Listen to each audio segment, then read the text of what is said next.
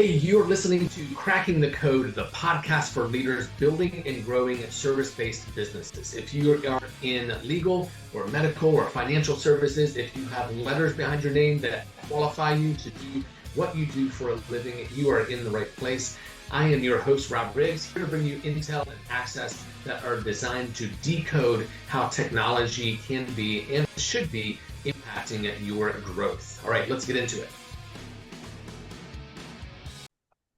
Welcome back to Cracking the Code. I'm Rob, your host, and today we have Clay Lehman joining us, founder of Lehman Strategic Partners and owner of True Title Acala. And Clay, thanks so much for being here. Why don't you take a minute and introduce yourselves for those who may not know you? Awesome. Thanks so much, Rob. I appreciate you having me on. My name's Clay Lehman. I am a small business owner. It's kind of how I feel I self-identify best, and a serial entrepreneur in the real estate space. I've had my real estate brokerage, a property management business. My latest venture prior to starting this coaching adventure is a title company. So I've done a little bit of everything in the real estate space, and now, but more sort of like I said, I didn't identify myself as a realtor or a real estate professional because I do consider myself more of an entrepreneur or small business owner. The areas that, I'm coaching people in are the areas that I learned the hard way, like how to have a business and have a life, and then how to scale a business and not lose your sanity. Whether or not my sanity is intact is arguable, but I'm in a better space now than I was when I was working 60 hours a week and not growing. So I'm super Yeah, excited to be here. I get it. So cool. So you started off your you were at least you spent some considerable time in the real estate industry. Yes, sir. And how did 2008 go for you? Uh, so that's everybody's favorite time, right? That's funny. In 2005, I started at Pulte Homes here in Central Florida. Okay. Things were going great. The place was growing like crazy, and they just couldn't hire people fast enough. I was there until 2008 when the reverse was true. They couldn't let go of people fast enough, and so Sure. I got caught in that wave. So that was 2008. I went from the frying pan into the fire, so to speak, unknowingly, because I went from Pulte Homes to a large mortgage lender here in town that a year later, through no fault of mine, I want to point out, was shut down by the federal government for fraud. So it Yeah. was a crazy time, but that's what kind of kicked me in the pants to start my own business in 2009. So yeah, it was a crazy time in general, but it was in particular crazy sort of being in a place that's rated by the FBI and surreal. We could Wow. do a whole episode just on that. But I went from there then to into a space that was thriving at the time, which was foreclosures, and that was kind of Yeah. where my real estate career began for the first 5 or 6 years. Was really managing foreclosures, selling foreclosures, just kind of everything around that space. It was no better way to learn the real estate industry because you deal with all kinds of craziness in that space. Absolutely. So a lot of our audience is professional service B2B. They have letters behind their name. They have to take a test to do what they do for a living. And real estate is no exception. Sure. And with that comes some level of compliance, which obviously you were part. You saw what went wrong with that. How did that impact the way you operate today? Well, it's a great question. I mean, because I consider myself a pretty high integrity person. I think everybody does. Yeah, sure. And almost so at that time in 2008 when I was working at the mortgage lender, I wanted nothing more than to be on the second floor. We're not a big place. That's the top floor. That's where all the executives were. And when we were raided by the FBI, that's where they headed, was the second floor. And you know, I had friends that ended up getting into some trouble, and I knew them to be good people. And I guess where I'm going with this is I felt grateful to be able to witness it from afar because it reinforced to me that even good people make bad decisions at times. And Right. I feel like as much as I would hope I would make different decisions, I could also see the side of it that you're justifying. Like maybe I'm taking these steps to keep the business going so that 1,000 people don't lose their jobs, or I'm Right. do, you know, so it really like brought home to me something my dad taught me, which was he would always say, "Don't do something today you would be embarrassed to read in the paper tomorrow." I love it. And, it brought that home for me in stark reality. So I think it shaped, hopefully, it just reinforced what was already there. But either way, it certainly brought home the importance of not having your compliance and your core values be posters and words on a wall, but have them be actionable and living and breathing in your business. Fantastic. Yes. Yeah. Yeah. It's the equivalent of always wearing clean underwear. You Yeah, never know when you're going to get in right. a car accident, right? Um, for That's sure. more your mom than your dad That saying that was that. my mom for sure. Exactly. My dad didn't care. Yeah, that's very fun. So you've also I know you're into coaching, and I'd love to touch on that. But Sure. you also kind of with the recent wave of AI coming onto the scene in a major way. Yes. You've been using that, and then AI to help eliminate distractions from your work, right? How can you It's a talk me through double-edged that? sword, honestly. Like, I'm Okay, sorry, sure. I didn't mean to interrupt your question, but No, you're good. the idea of it eliminating distractions is accurate, but also false because it becomes a distraction in and of itself Yeah. if you let it. Every single day, there's something new and amazing out there to engage with in the AI space. Yeah. And one of the things when I speak to groups frequently, and one of the things that I try to encourage them about is, don't let that get you, like focus Yeah. on one tool, like, and I would advocate for either Chat GPT or Gemini simply because they're so versatile and just focus there. Don't worry about the image generating tools and the agentic AI, although those things are amazing. And I want you to, Yeah. I encourage people to engage with them as they're ready, but don't let it freak you out. In fact, I did a Facebook Live today for my group where, the subject was AI isn't your problem, your crappy systems are your problem, and Yes. it's kind of like what I told him is if you apply AI to a crappy system or crappy process, you just get more crap. And you have Yes. to Just step faster. back and sort of fix what's broken before you move forward with AI. But Right. for me personally, it's been tremendous. It really has opened up this whole world. I wasn't even thinking about coaching when I engaged with AI. I was doing it as a title company owner looking to improve efficiencies in my business.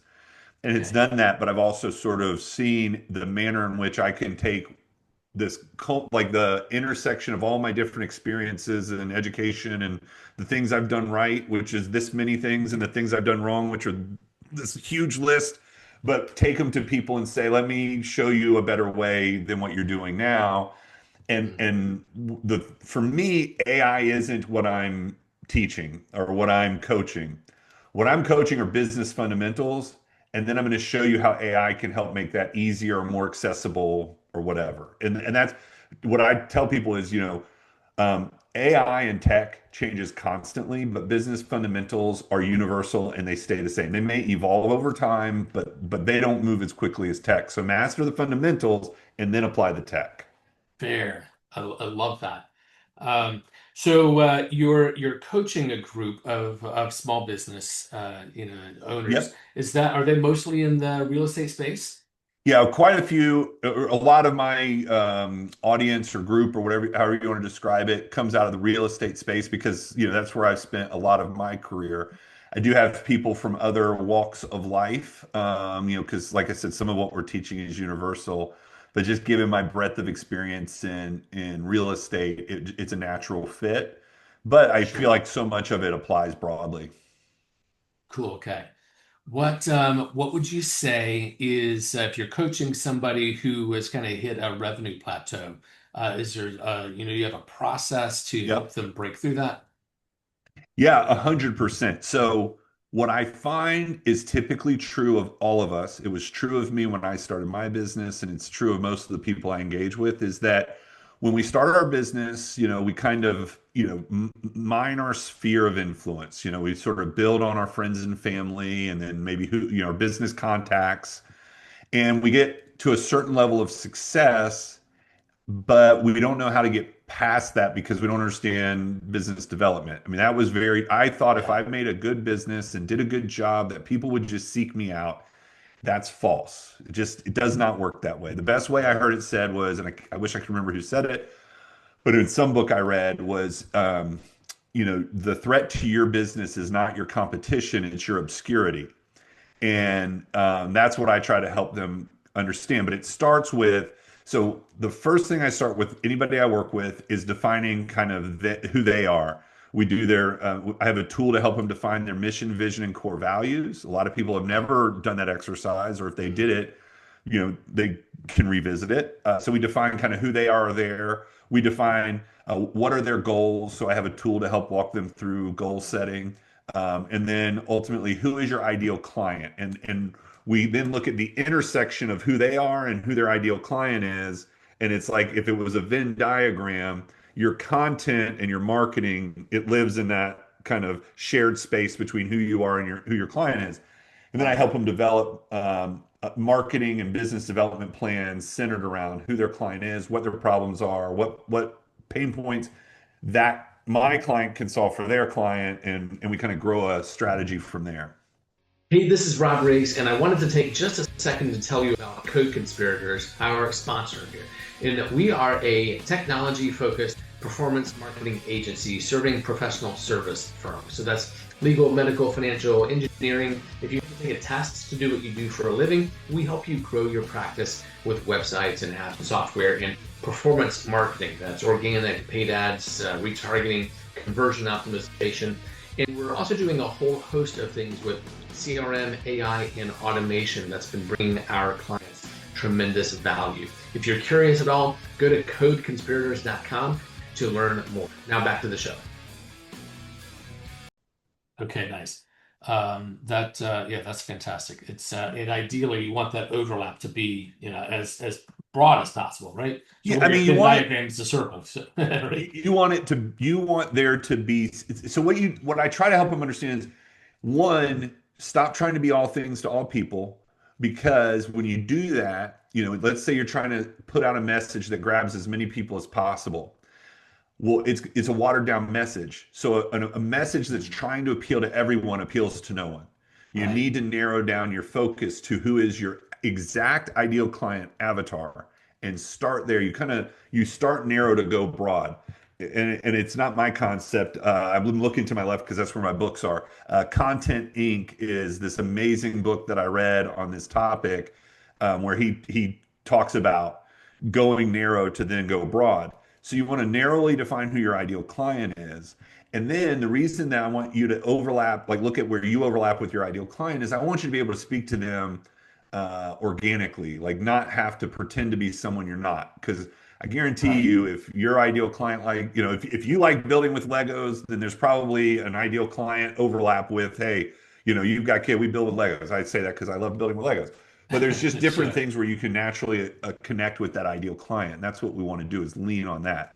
And then the other piece of our coaching is, process optimization, because the thing that I realized after a few years of being in business for myself was that I had built my own prison. I had started my business for freedom, and yet I was chained to my desk. And, it was, I don't know. So it was an eye-opening thing for me to say, holy crap, I've created this thing that's got me trapped. And it took me a while to figure out how to untrap myself, but it starts by documenting your processes and then applying eliminate, automate, delegate. Go through your process and figure out what can you eliminate.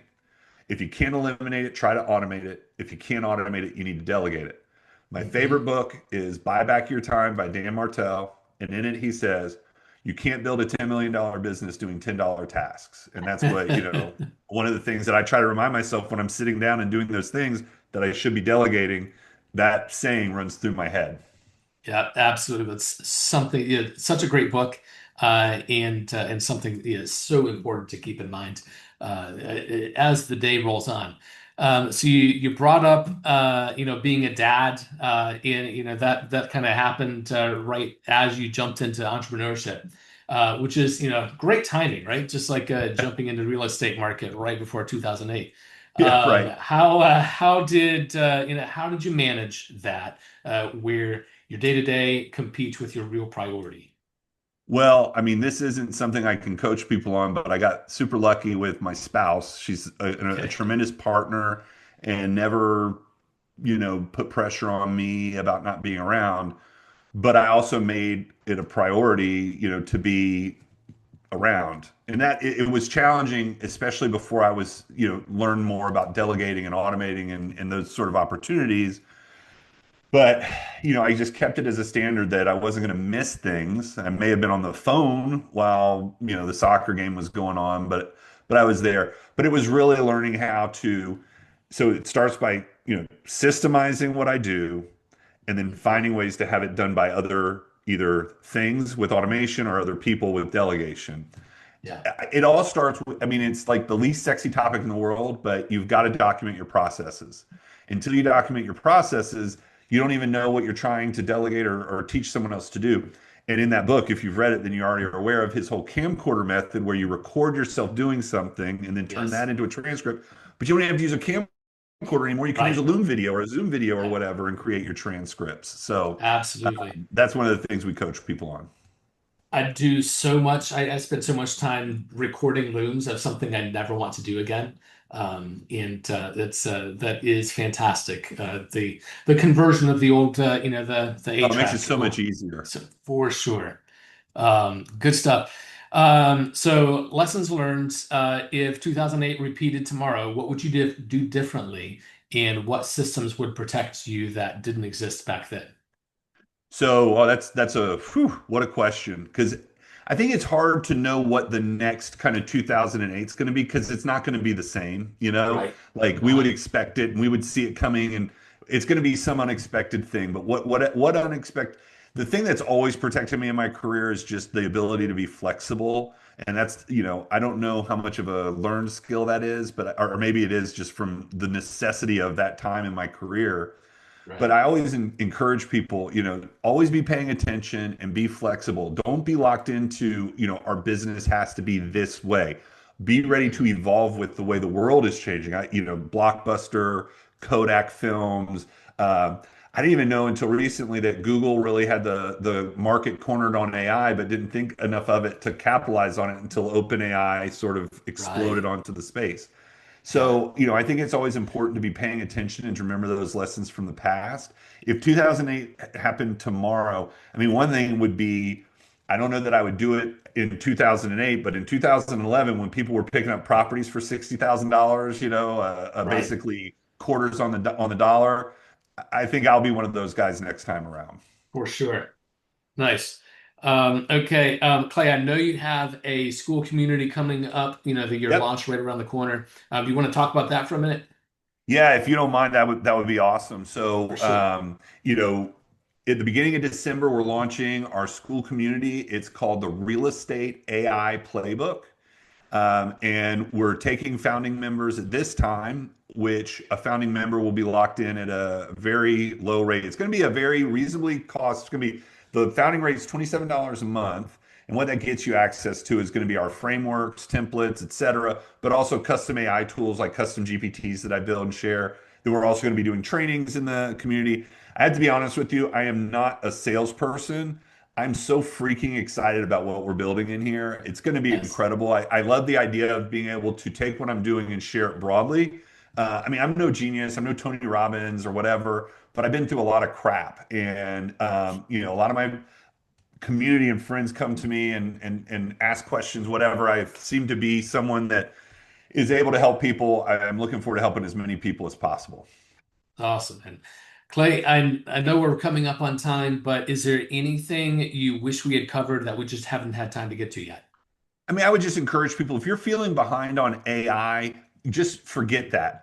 This is your like, you are relieved of that stress. Do not feel behind on AI for a number of reasons. Mhm. One, we're still early innings in AI, but two, it's amazing. It's a great tool, but that's all it is. It's a tool. It's not this silver bullet that it gets made out to be. I would encourage anyone that's kind of curious about AI, start playing around with it, start trying to see how you can incorporate it in your business, but don't walk around with a bunch of FOMO that you're, behind in some manner. It's definitely not going anywhere. It's going to be around for a while, but we're still early. So just come along at your own pace. Cool.